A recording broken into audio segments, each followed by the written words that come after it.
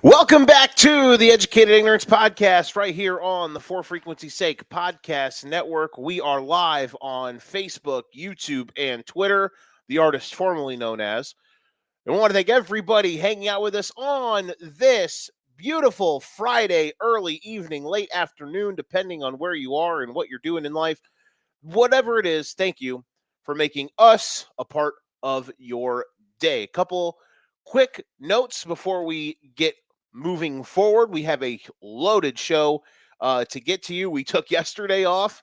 It was worth it. The games on Wednesday were, in a word, bad.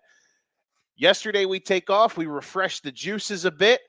And the games yesterday were banging. The games tonight are going to be banging. This weekend will be, hopefully we have more than one game. Banging. Regardless, we are excited. Okay. Let's thank some of our friends that allow us to be here first. And one of the ones that we are super tight with, we want to thank. We are, as always, powered by our friends over at Beat the Book. Do you want a space where you can interact with pro bettors? Beat the Book is the app for you. Beat the Book is a social media betting app where you can follow your favorite cappers and even get all their picks sent directly to your phone. Download Beat the Book today and follow us at the link in the comments. I will be posting that link here in a second. Your boy's doing double duty today. Producer Danny is on leave. He is on a cruise somewhere.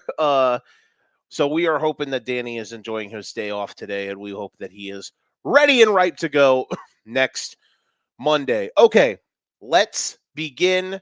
We have, like I said, a loaded show today. What a day yesterday was, and what a night. The conclusion of one of my favorite NBA playoff series in general ever was last night. By the way, if you're hanging out with us on any platform, please like if you do. We really appreciate it. If you're on our YouTube page, please subscribe. We broke through 100 subscribers a couple months ago. We really would appreciate it. Also, be a part of the conversation. Follow mainly the easiest way is either on our Facebook or our comment section in our YouTube channel. We will be able to be a part of the conversation, or you can DM us on Twitter any questions or anything like that. Let's all hang out and enjoy it. So last night was the conclusion to one of my favorite playoff series ever in any sport, let alone just the NBA. And I'm mad at Danny because he's a Knicks fan and he picked this meme, but whatever. Don't be mad at me. If you're a Sixers fan, I love the Sixers. I'm a Joel guy.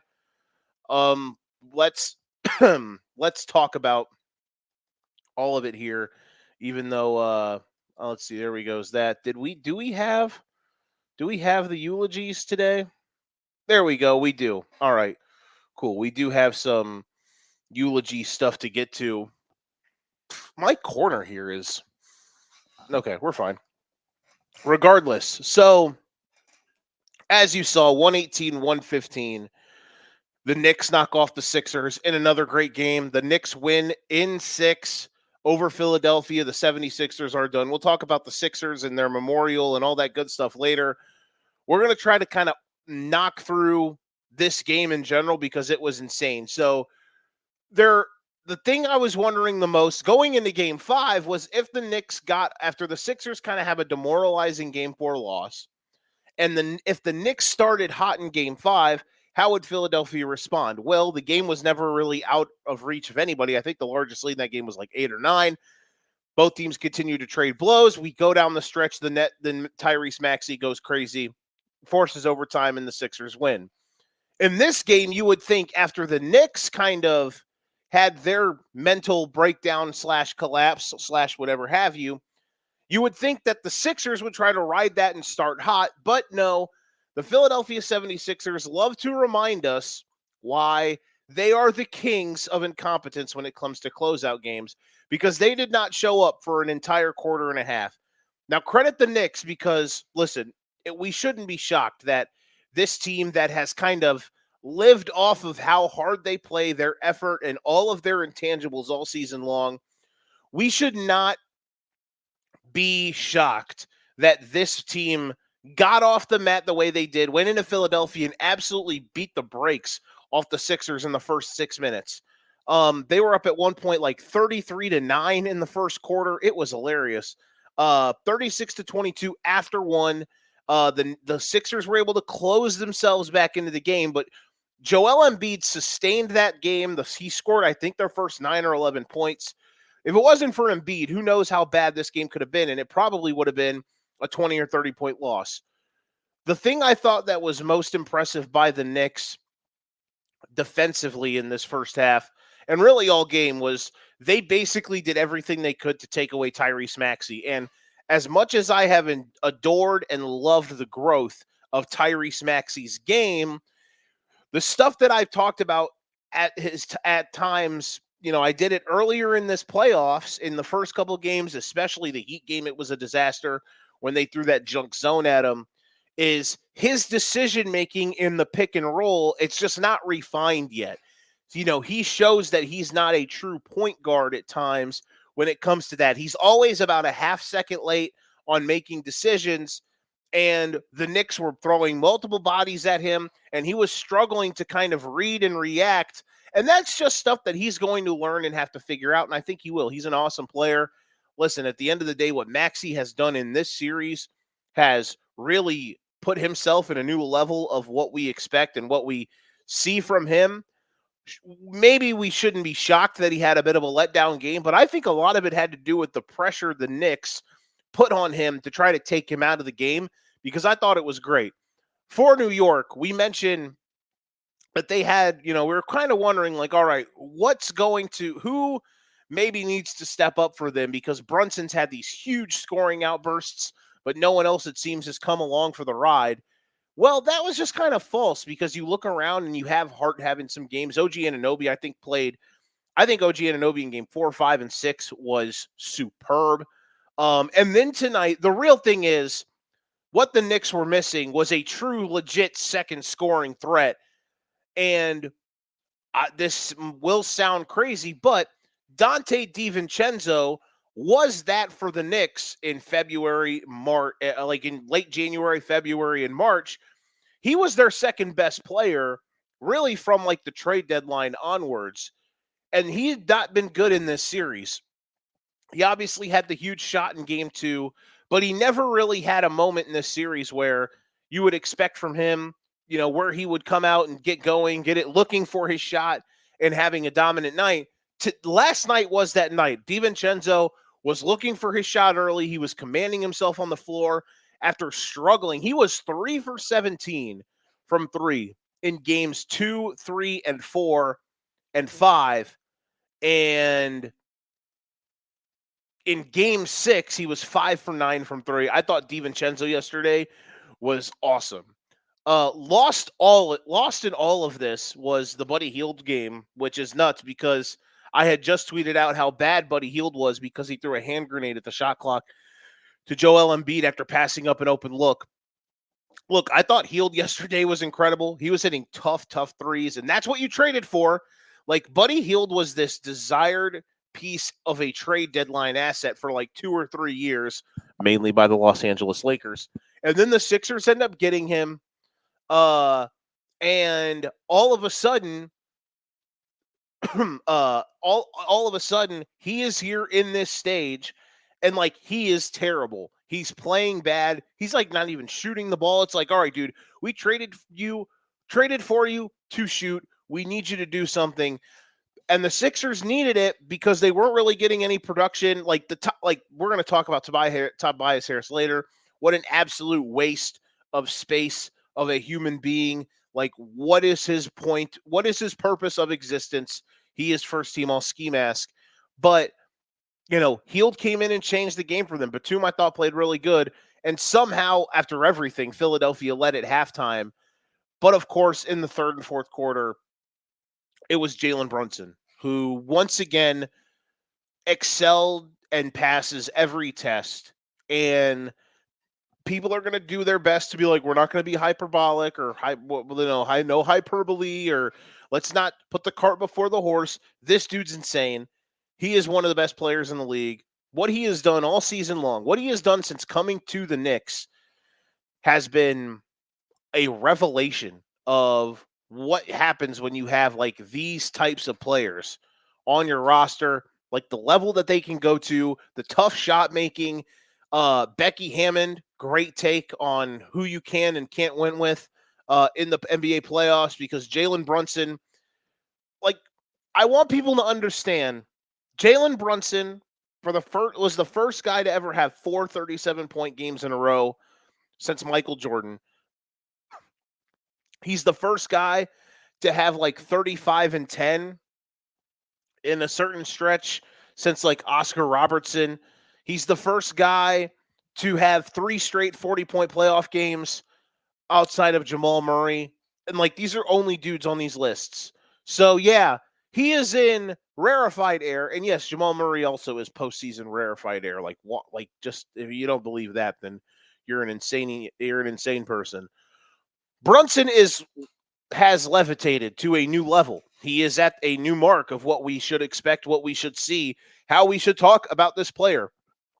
Because it's not only the fact that he was the best player on one of the 5 or 6 best teams in the league. It's not just the fact that he really is the heart and soul and carries this team.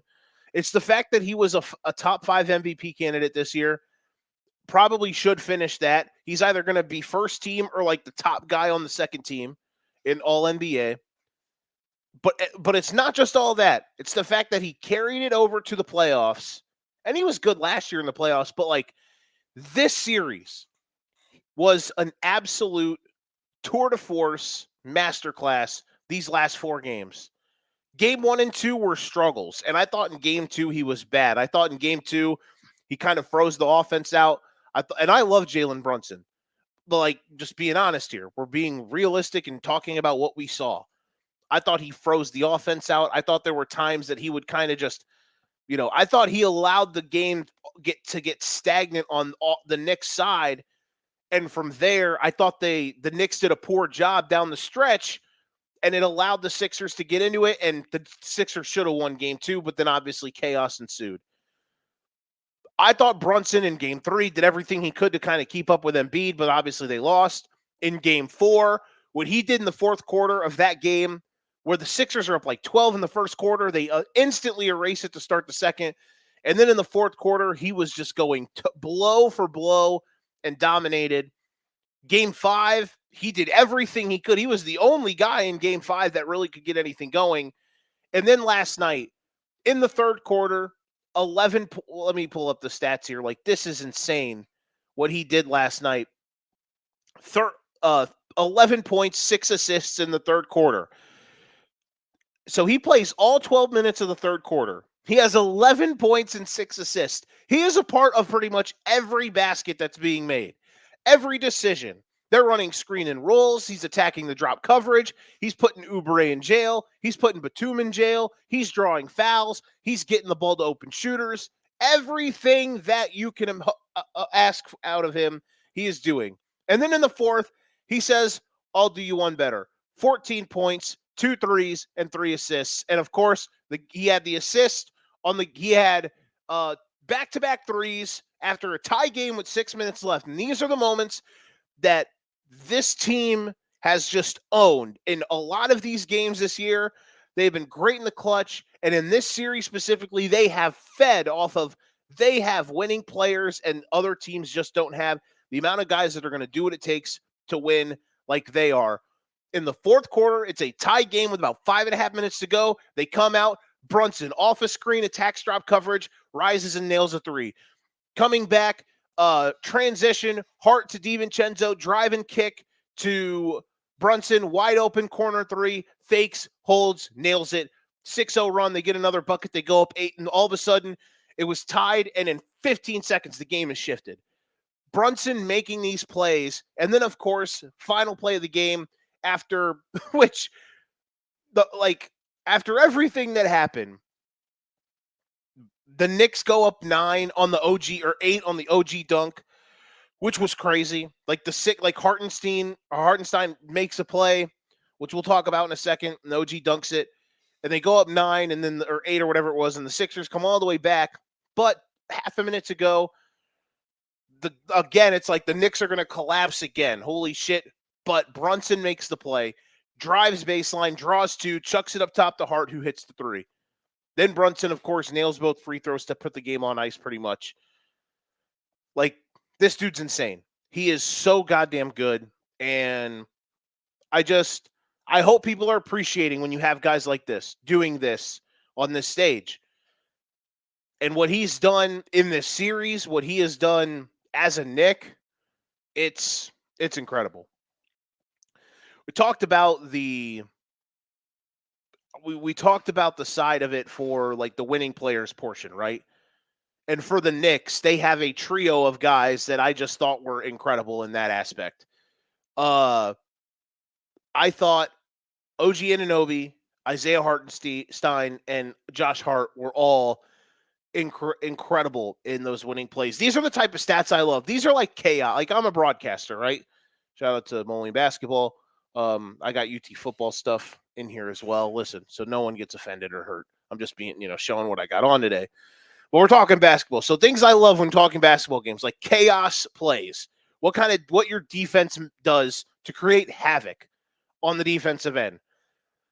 Hartenstein, and Anunoby combined 9 deflections, 7 loose balls recovered, 22 contested shots, 5 second chance points, and 18 points off turnovers. That is how it's done. That's the shit that gets me going. You've got Hartenstein and Hart tipping tipping rebounds out. You've got guys making the extra effort on rotations. You've got guys diving on the floor first for loose balls. This series, listen, and the Sixers showed me something. There have been times in the Sixers era where I had questioned whether or not they had what it takes to win. And I still think there's a gap in what it really takes with some of these teams. But Philadelphia could have keeled over in Game 5. They could have easily keeled over last night after getting their dicks kicked in for a half hour to start the game. They did not. It just turns out the Knicks are better at this. We're going to find ways to win thing than most teams in the league. Okay. It's time. It is time to mourn the Philadelphia 76ers. We don't have a song today because Danny basically resigned. But we will miss you, Philadelphia. Tobias Harris. I don't think he knows he's playing. Listen, those numbers are skewed. Harris in elimination games. But it's going to make it seem like much better than it probably is. So here's where I want to start with this. I'm going to start defending my guy. I don't want to hear the Joel Embiid takes. I don't want to hear he's not a winner. I don't want to hear any of that shit. Okay? The motherfucker averaged like 33 and 12 with a surgically repaired knee and Bell's palsy. Last night had 39 and 13. Like, I understand there's moments late in these games that you wish went better. I wish they executed better late in these games. They would have won Game 4. Okay? They probably then games last night turns into games. It's a Game 7 on Saturday, and the Sixers are still alive. I'm not an anti-Knicks guy. I'm not a pro-Sixers guy. My favorite player, of course, is Joel. I'm just being honest. That's where it's at. But I don't want to hear any of these lazy-ass takes talking about Embiid, the Embiid era, always injured. Yeah, he's injured. Yes, he's fragile. But, can we not admit that he got hurt because fucking Jonathan Kuminga's uncoordinated dumbass fucking did the Hulk Hogan leg drop on his leg back in February or January or whatever it was? My man got to the top rope and went, ooh, yeah, and did the Randy Savage elbow drop going for a loose ball. Can we all acknowledge that's how Embiid got hurt? Or are we just going to act like Embiid got hurt stumbling out of bed, rolling out of the top bunk or something? Okay? We talk about how people want to throw out how this team is doomed and whatnot, backing Embiid. He is no player in the league has worse on-off numbers than him. The moment that Joel Embiid goes to the bench, the Philadelphia 76ers organization basically turns into a junior high team. Embiid, I know they had one stretch last night where they actually won, the non-Embiid minutes, and at the start of the second quarter, I think it was, which is shocking, by the way. Like, I feel like we should just hang a banner for that. Like, won a stretch of the non-Embiid minutes by like 9 points. Like, that should be a banner up next to the Villanova ones that Jalen Brunson was looking at last night. But it's been the same thing year after year with the Sixers. When Embiid's on the floor, they're one of the fucking best teams in the world, and when he doesn't play, they suck. And it's not like a him in versus him out of the lineup thing. It's just if he sits for 4 minutes, the team dies. And what happens is he has to play 40 minutes, and all of a sudden, by the time he has to play 42 minutes, 43 minutes, and by the time he gets to late in these fourth quarters, he's not the same player. I'm not making an excuse for him in that aspect, but I'm just saying we need to, when we have one opinion on it, we also have to have another. We have to prove context. We have to prove like physical, realistic, and show tangible evidence on why each thing is real and each thing is not. Let's talk about the Tobias Harris thing. Because in this fun little graphic, and I know this would go a lot harder with the song, but we don't have it today.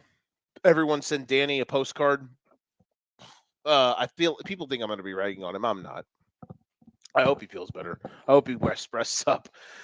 The Tobias Harrison elimination game stat is shocking because I feel like that's fake. But the Sixers as a operation, like Tobias Harris has been, like, does anybody in the National Basketball Association play more in more meaningful games, but play more meaningless minutes than Tobias Harris? Like, again, he's 17 and a half points in elimination games. Like, that stat has to be all time. Like, this motherfucker we thought Brad Beal's closeout back against the wall game last week on Sunday was all timer. Like, this is a Mount Rushmore candidate, folks. 0 points, -10 on 0 for 2 shooting in 29 minutes. He makes like $50 million a year. Some awful team like the Pistons or the Wizards or the Hornets. Please don't put him with Brandon Miller. I like Brandon Miller. Or, goddamn, please, Spurs, do not. San Antonio, don't do it. Tobias Harris deserves to play in basketball purgatory, but that's fine. He'll deserve it. He'll enjoy it because he'll make way too much money while he can play in games that don't matter, because Tobias Harris was just simply not cut out to be in games that mattered because he's an irrelevant player in the NBA. I cannot believe that this dude just wasted a space on a basketball floor for 29 minutes in a game 6, do or die, and got his fucking Tony Snell on. Incredible. Fucking credible. Insane to me, man. That's just wild.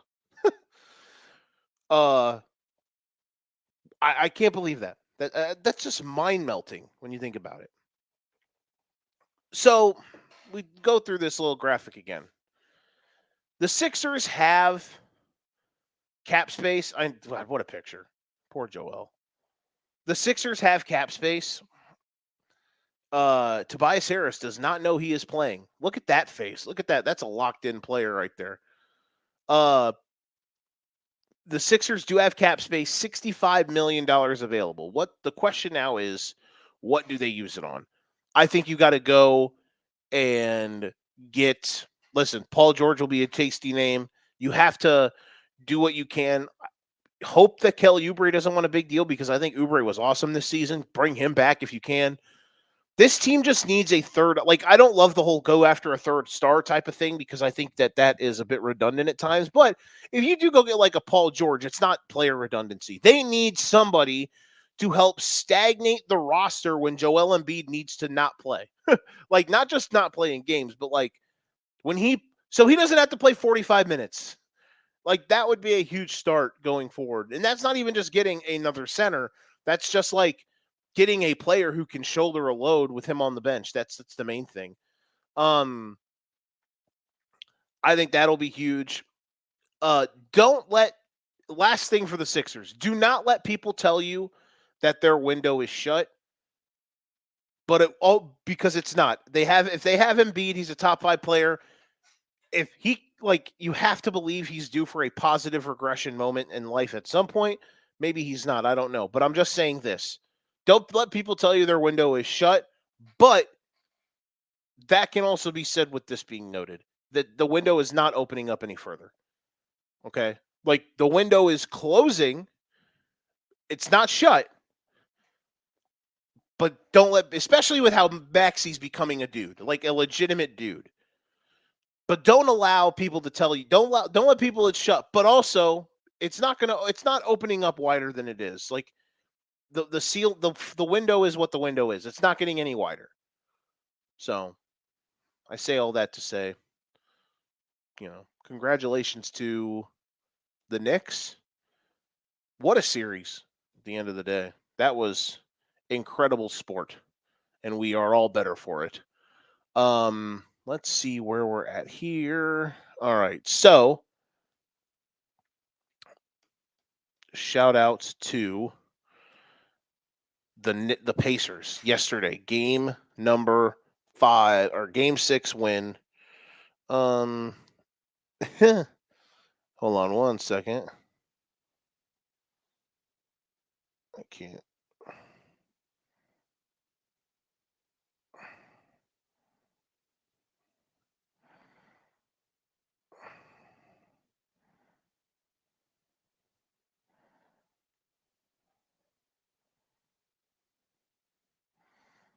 We're just texting my friends, letting them know how hilarious it'll be once the Leafs beat the Bruins tomorrow. Okay. By the way, just a reminder, if you're hanging out with us, like the show on Facebook, Twitter, YouTube, we really appreciate it. Okay. Another big time Twitter audience. We love to see it. All right. So, last night, game 6, Pacers, Bucks. We don't have too much on this. Not that I'm not watching other series other than Knicks Sixers. I'm just saying, I just have a lot of thoughts on those games because those games are fucking insane. The stuff that has come around, which did come around, was that the Pacers just were more willing to do stuff. Like, they were able to make the Bucks uncomfortable. They had more ways to make the Bucks uncomfortable, and the Bucks just didn't have enough answers, and a lot of it had to do with their injuries. I like that last night Indiana turned the wick up again to 1,000 and said, basically last night Indiana unloaded the clip. They said, we have to win game 7. We cannot allow this game or game 6. We cannot allow this series to get back to Milwaukee for game 7. They unload the clip. They put pressure, make the Bucks play at a pace that they weren't comfortable with. And I really like that Indiana multiple times in the series flipped that switch. I thought the biggest thing in this game was obviously the bench points. They outscored the Bucks 50-10 in bench points. Obi Toppin, 21 points. TJ McConnell, 20 points. Like, the Bucks are a disaster defensively, and it's something that reared its ugly head again here today. And speaking of the Bucks, oh boy, listen, I thought Milwaukee did a fantastic job in this series of just doing what they had to do. But listen, they are 10-13 in the postseason since winning the championship. Chris Middleton was awesome, by the way, in the playoffs. Look at those numbers: 24 points, 9 boards. A lot of interesting questions on what the Bucks should do. We're going to talk about them here in a second. But shout out to the Milwaukee Bucks. We will definitely miss you, Milwaukee. We really appreciate what you did for us. Chris Middleton, we appreciate you coming back to the world and showing us that you've still got it. Let's talk about the problems for Milwaukee. The 3 things right off the bat: too old, too slow, too unathletic. Outside, when Giannis isn't on the floor, this team doesn't have an athletic burst. They don't have guys that attack the paint constantly. and just in general, the roster's slow and they they're not quick enough. Older guys.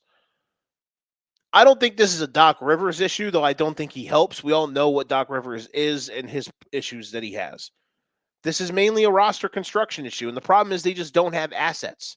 They don't have stuff that they can do to go improve their mid-level or their their the remaining bits of their roster. It's a struggle for them because of how constrained they are outside of the fact that they're paying these guys and they moved a lot of picks. Obviously, the Drew Holiday trade, then they trade everything for Dame. Like they're struggling. I think what they have to do. Listen, the bright spot of this last couple weeks is learning Chris Middleton is still one of those guys. Middleton was awesome in the playoffs. He was carrying the Bucks at every chance he could. The problem was when Dame went down, they really pretty much blew their opportunity. Like it just sucked because Dame got hurt too, and they really didn't have any other punches outside of that. I think you just keep this big three together for one more ride. You do everything you can. Listen, for the GM, for the people a part of this organization, tomorrow's not promised. You have to sell every single thing you can to try to make next year's version of the roster better. And I think that's like what they can do here. They have the chance to do right, like compared to what some teams like Brooklyn did, or like the Clippers in a sense, to a degree. They are a better position than a team like the Suns, who are fully ankles above their ears screwed when it comes to making roster construction moves. The Bucks have a chance to keep this core unit of three players, even though they're highly paid, and just doing what they can to build around it because there's an easy path there. There's they have some defense in those three guys. Like Middleton's okay. Dame, we know, sucks at defense. Like that's a problem that they're just going to have to live with, is the fact that as long as they have Dame, they are just going to continue to get lit like a fucking blowtorch by opposing point guards. It just is what it is. But they have Giannis, who's one of the best players, obviously one of the best players in the world, but one of the best defenders in the world also. The thing I'm saying is that with the Bucks, they need to get athletic. They need to get some shooting. Get rid of Bobby Portis. Get rid of Pat Connaughton. The Brook Lopez piece I could give or take. Send Pat Beverly to fucking like Yugoslavia or some shit. I don't care. Pat Beverly, by the way, I didn't want to waste my breath on him because he's useless. He's a bum. I don't like, if you know him and you're watching this, I'm sorry. Send this to him because he sucks at life. What a fucking waste of space on our earth for a human being. Like throwing the ball in the stands multiple times, saying what he said to the reporter. Patrick Beverly, fuck you, you piece of shit. Like what a absolute bum Patrick Beverly is. But he's always been a bum. Like he's one of the biggest losers that we have in sports. And I hope that dude's not on an NBA roster next year because I'm tired of having to hear about that guy. But yeah, keep all of those guys, keep those three guys, get rid of the rest of the, like Bobby Portis, see you later. Pat Connaughton, adios. They have young dudes that could be a thing, like the Andre Jackson. He's got some stuff to him. I loved him at UConn. I wish that Doc played AJ Green more because he can shoot. But listen, Doc Rivers is a guy who loves going down with the ship and loves going, like, if I'm being honest, the Bucks probably need to not bring Doc Rivers back. Let's just be real, because they can bring a coach in that might be, I don't know. The Adrian Griffin thing failed. So maybe Adrian Griffin's one of the 5 worst coaches in NBA history. I don't know. But yeah, man, like I don't know listen, at the end of the day, Malik Beasley, no, you can bring, like, take it or leave it. Like that, like what a disaster he was in the second half of the season. Yeah, man, the Bucks, like, they just got to retool, and they have a chance to do it. And I think there's a path for them, but it definitely isn't going to be easy. The one team we're not going to do a eulogy for is Miami, because this team bores me at this point. Like the pompous arrogance of this team to not take the regular season seriously, and to act the way they did. And then they tried multiple times to injure different players on the Celtics. Like, team I really adored and appreciated what they were about, but Jesus Christ, man, they became so fucking unlikable. So the Heat can burn. I'm glad they got their absolute eyebrows singed by the Celtics. And people try to tell me like, oh, the Celtics, blah blah blah after game 2. Like, yeah, Celtics in 5. And the Celtics won their 4 combined games by like 90 points. Like, even like it don't even give me the if Jimmy played. Like, it wouldn't have fucking mattered. Jimmy Butler, like, listen, and I'm not saying that to like hate on Jimmy Butler. I'm saying that because the motherfucker took the entire regular season off. Like, y'all expect me to believe that like that team was going to be legitimate? Fuck no. Absolutely not. Like, I hate everything that they stood for in the offseason. They just kind of casually laissez-faire the offseason, thinking that they were just going to get handed Damian Lillard on a silver platter for like my on-air sign and this fucking neck fan thing. Instead of actually having to do work and give up assets, they decided to punt on that. Then in the regular season, they're like, we made the finals as an 8 seed last year because the entire East pissed on themselves. Let's just fucking let's just not give a shit during the regular season. We're the fucking Miami Heat. We'll do it again. Instead, no, they got absolutely torched in the first round, and I enjoyed it. My girlfriend's a Heat fan, and I'm sorry, honey, but I enjoyed watching your team get absolutely flambéed for the last week and a half. It made me happy. Okay, we're going to take a break. When we come back, we will have previews for tonight and a tasty round 2 preview. We got all that coming up next. Educating Ignorance Podcast, For Frequency's Sake Podcast Network. Football season may be over, but For Frequency's Sake still has you covered for all your sporting needs. Tune in every Sunday when the best professional wrestling podcast around, cards subject to change, gets you caught up on everything inside the ropes. They won't miss a count with weekly analysis and interviews. More into auto racing? We've got a double dose for you on the track. Tune in to Fast Money with Rod Villagomez each week and win some money with the quickest bets in all of sports. Want more insight from Pit Row? Check out the Green, White, and Checkered podcast where they give their insight on everything happening on and off the track. Need your basketball fix? Points in the Paint has you covered with live shows every other week looking at everything in the association. Backed by popular demand, we have the return of The Payoff Pitch, FFSQC's baseball show, covering you on news around the MLB. If you're missing football, don't fret. Mark and Dan still have you covered in the football lounge. Missing Joe Winkle? Probably not, but he's still here talking sports on Educated Ignorance. Football season might be over, but we've still got you covered. For frequency's sake, you know what we mean. For Frequency's Sake is brought to you by Durham Remodeling, serving the Quad City area's remodeling and repair needs since 1973. Clint's Draft House, grab a bite and a pint. 7th Street Moline. Lopez, New York-style pizza served up by the slice or pie, Davenport. Lifted Energy, energy drinks, coffee, donuts, and more. #GetLifted. Atomic Sports Cards and Collectibles.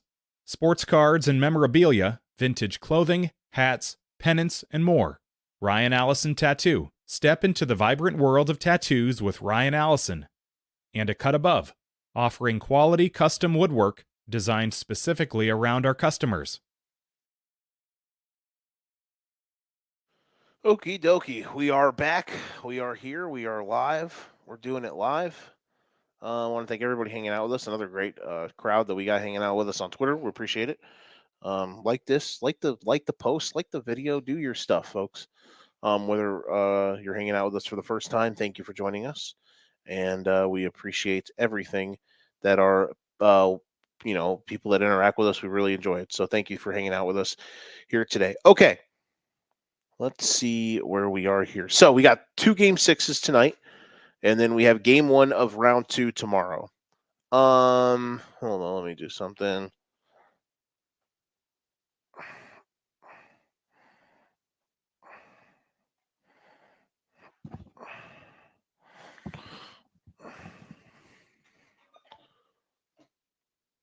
All right. So, game 6 tonight, Cleveland versus Orlando.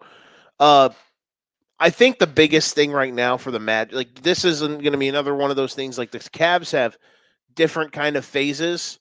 It will be interesting to see if Jared Allen plays. I personally like the Cavs with Mobley at the 5. I just thought they were able to have more spacing and have more answers, but we'll see. The Magic tonight has to be, they got to have some guys going at home other than Paolo. which they've shot better at home. So you go back to like Saturday, game 3 or game 4, Paolo had a tough game. Uh, you know, Franz was awesome. You had some good Wendell Carter minutes. Jalen Suggs hit a bunch of shots. Jonathan Isaac, of course. Markelle Fultz. Like, you need guys like that to have big stretches here. Mo Wagner. Like, you have to have the bench today chip in. Cole Anthony hopefully isn't a nightmare fuel. Because in game, like, listen, what was it? Game 5. If it outside Apollo, it just you didn't have anything there. Gary Harris got hurt early. Suggs had some production, but outside of him and Franz, like no one else had double figures, and no one else shot well. Ingles couldn't hit anything. Probably want to see more Markelle Fultz. He seems like he's kind of figured some stuff out, and I thought, he's probably the one guy that you could say maybe even played good off the bench in Game 5. So I think for Orlando, the path is Paolo. If they're going to win this series, it has to be the others get it done for them tonight, and then Paolo goes out and turns into a superhero on Sunday in Game 7. That's the path for the Magic. For the Cavs, the biggest thing for them was the fact that Darius Garland and Max Strus finally showed up to help out Donovan Mitchell. Strus hit 4 threes. Garland had 23 points. And that is something I'm interested to see, like how that translates to the road. Can Strus hit big shots again? I thought the fact that they let Marcus Morris ride off the bench, I thought he played really good minutes for them as well in Game 5. So that'll be interesting to see tonight. Clippers and Mavs, after Game 1 or 2 or whatever it was, I thought personally the Russell Westbrook minutes were the best minutes for the Clippers. I thought every rotation that worked had to have him on the floor because of his effort. Well, turns out I'm a moron because the Russell Westbrook minutes have just absolutely hit a brick wall, and everything that matters when it comes to him on the beat, like they just sag off of him, and they don't allow the like it's just a mess offensively, and it's clunky, and that's what Game 5 was. Listen, at the end of the day, this series has been a variance, like it's been party at the variance store. In the two wins for the Clippers, let me just do some math here. In Game 1, the Clippers shot 10 for what they shoot. They shot 18 for 36 from 3 in Game 1. And in Game 4, in a win, they shot 18 for 29. So that's pretty goddamn good. Like 60% from 3 in 2 games. And in the losses, the Mavs didn't shoot well. So, like, if the Clippers could roll out of bed tonight and shoot and hit 10 of their first 12 threes, it could happen. But will it happen? The other night we finally got the game. We finally got that James Harden stinky game. And the rest of the team wasn't good. I thought Kyrie was great, just effort and energy-wise. Luke obviously had some moments. Mavericks are just taking advantage of guys that are out there and kind of mismatches and lazy defense. I thought Tyronn Lue kind of just was not good the other night, putting Plumlee and Russ Westbrook out there together to end the first half, and the Mavs just went to town on him. Listen, also shout out to Jason Kidd. He stuck with. Listen, he's played Lively more, but he rode Maxi Kleba in Game 5, and it paid off. Kleba hit a bunch of threes. Basically, with each singular one, he told me to go fuck myself. After I basically said the other night that Kleba shouldn't see the floor anymore. Kleba had 5 of 7 threes. I do love that they are riding Lively more. He played 25 minutes, but at least Kleba shortened minutes, but he's out there hitting shots, so that's obviously big. Though you can't probably expect that tonight. I just think still Lively has been so good for them. They got to keep going with it. I expect Kyrie to have a lot of more juice on offense tonight, and he was great, I thought, the other night, even though he didn't score a whole lot, because I thought he went at Harden, and I thought his effort was great, but and his energy that he brought was great. But I think tonight offensively he will have much more juice than he did in game number 4 or in game number 5. I think the Mavs will win, but again, I won't be shocked tonight if we get to a 7th game, because the Clippers come out and they just shoot the ball like crazy. But we'll see. They need George and Harden to both be insane. Like, that's the path for them. Both of those guys have to come out and shoot the ball like crazy. Otherwise, the Mavs should win. They're much better. All right. Lastly, round 2 preview, first one of the first round 2 preview. So we're not going to do a preview for round 2 between the Knicks and the Pacers. That game 1 is Monday. So Monday's show, we will have a bit of a round 2 preview and we'll have a pick. Now there is a chance that Sunday we have 2 game 1s, even though they're saying that the Thunder series, no matter what's, going to start on Tuesday. I don't believe that. Game number 1. So we're going to have Magic Cavs. If the Cavs win tonight, we're probably going to have Boston Cleveland game 1 on Sunday. If not, we have a game 7. They're not going to do 1 game on Sunday, are they? That'd be a bit shocking. Regardless, I believe that Sunday we will have at least, I would hope we have a game 7 because that means my Magic won. But I would like to believe that if the Clippers win tonight, we're going to get Thunder's Clippers in on Sunday, or Thunder's Mavs, game 1 Sunday, but maybe not. I don't know. So we might miss a couple round 2 previews there regardless. I don't know. But anywho, games, Monday will be kind of a chance to fully slate up for the second round. But I do want to talk about this series starting tomorrow because I am juiced. Denver and Minnesota. Biggest questions for me. How do the Wolves match Jokic? How do they guard him? I expect they're going to come out and they're going to put they're going to put Karl Anthony Towns on Jokic in the half court. And they're going to have Rudy sit underneath and kind of be a rover. I think that the Wolves are the one team that are perfectly unique in being able to do this because of the fact that you are not just allowing, a smaller guy at the 4 be barbecued by Jokic. You are allowing a guy in Cat who has some size and some strength to him to be able to at least match up with Jokic and not just get put in the front row every time Jokic decides to post up. I think the Wolves are going to I think they'll mostly come out and try to play as much one-on-one as they can because I feel like the way this is right now, the best path for Minnesota is Denver right now is a bit of a wounded duck. KCP is injured. Their bench has not come together yet. Jamal Murray has some injury issues. He had shin splints. He had the calf strain. Who knows where he's at right now? Reggie Jackson coming off the bench. He's got some issues. His ankles are injured. So, all of those guys right now, they are not whole. Can the Wolves just play one-on-one and use their aggression defensively to kind of take other guys away? How well can Jaden McDaniels cover Jamal Murray? This is probably the best perimeter defender Murray has faced. You go back through last year.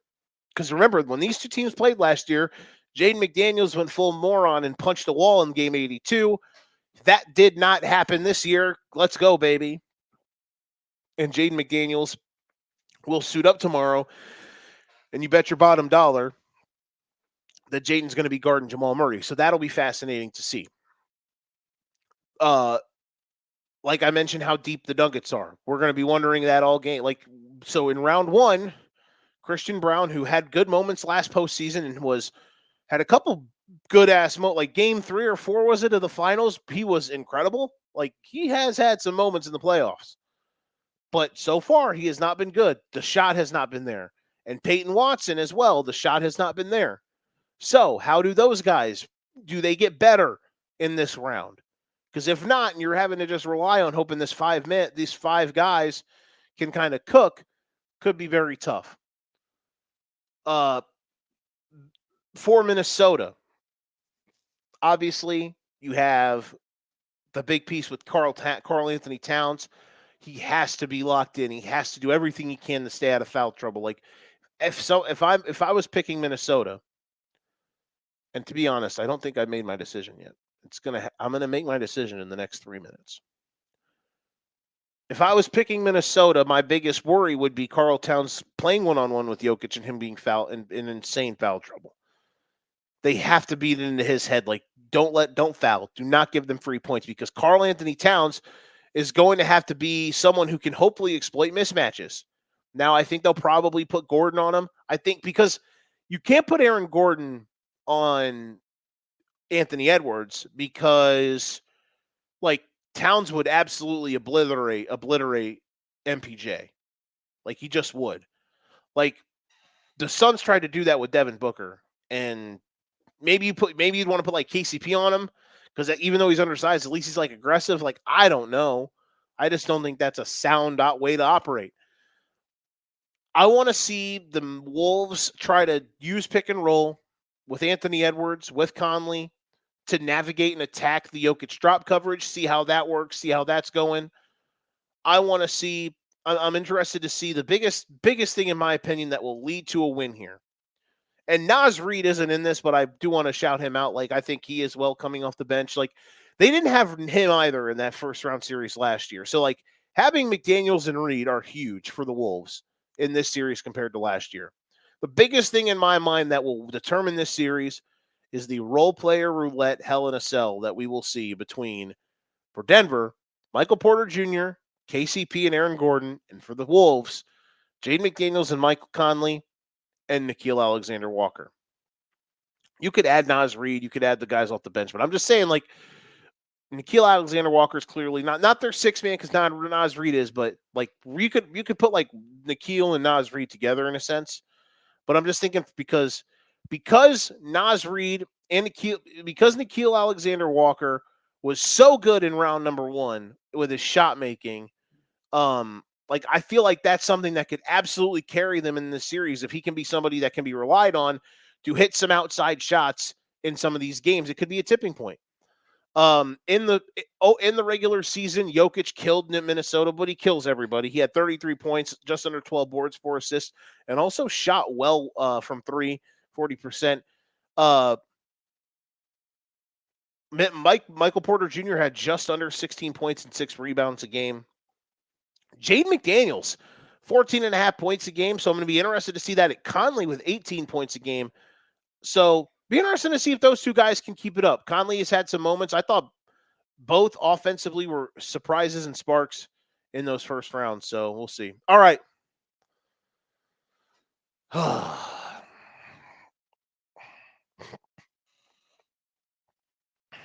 You all know what I'm pondering.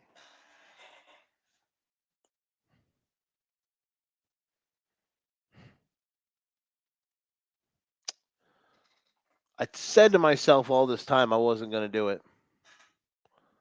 I can't do it. I hate that I'm doing it, but I can't do it. Nuggets in 7. I just can't fathom. And listen, if the Mavs win tonight and the Magic come back and win this game and win this series, I will have gone 8 for 8 in the postseason. We picked the Nuggets to win. We picked the we picked the Thunder to win. We picked the teams that have already won. We picked the Thunder, the Wolves, and the Nuggets. And in the East, we picked Boston, Knicks, Pacers. So we're 2 away from a perfect 8 for 8. I'm not scared of the immaculate postseason grid, and it's why I'm picking Denver. It's just, I told myself I'm not going to do it. And as much as I would love for Minnesota, listen, this is the moment, though.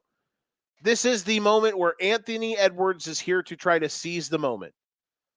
And can Anthony Edwards do it is the question. We're going to find out. I think he can, but the question is going to be, is this going to be his version of the Detroit Pistons like it was for Michael Jordan? Will it be, because at the end of the, if Anthony Edwards can stare down Nikola Jokic and take the crown from the defending champ, then guys, we have to seriously rewrite what we believe in. And like, I think the Wolves are, I think these are probably if I'm being honest, these are the 2 best teams left. I think both of these teams would beat the Thunder, and I love the Thunder, in a 7-game series. And I think both of these teams would beat Boston.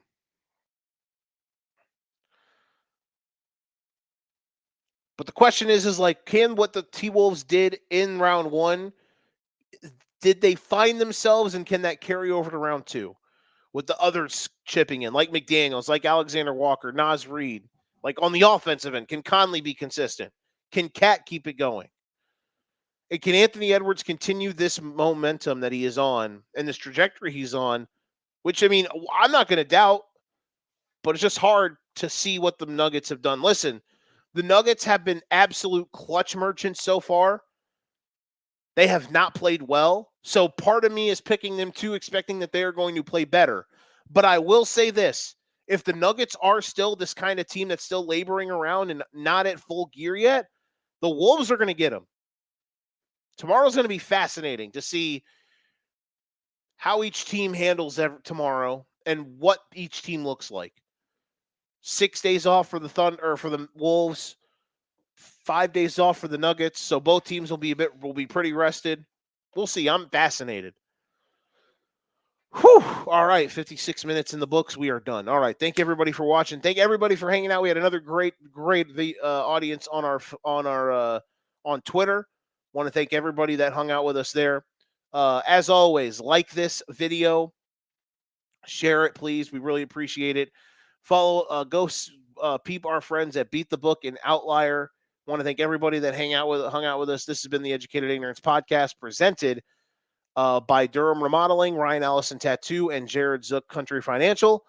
We'll see you guys back here on Monday at evening to recap the weekend that was and to preview the rest of the round 2 series. And we'll have a doubleheader on Monday. We'll have Pacers Knicks game 1, and we will have Wolves Nuggets game 2. We'll see you guys on Monday. We are out. This has been the Educated Ignorance Podcast. If you ain't got your game, best pass the sticks. We'll see you guys Monday. Have a great weekend. Enjoy the sports ahead. We'll see you.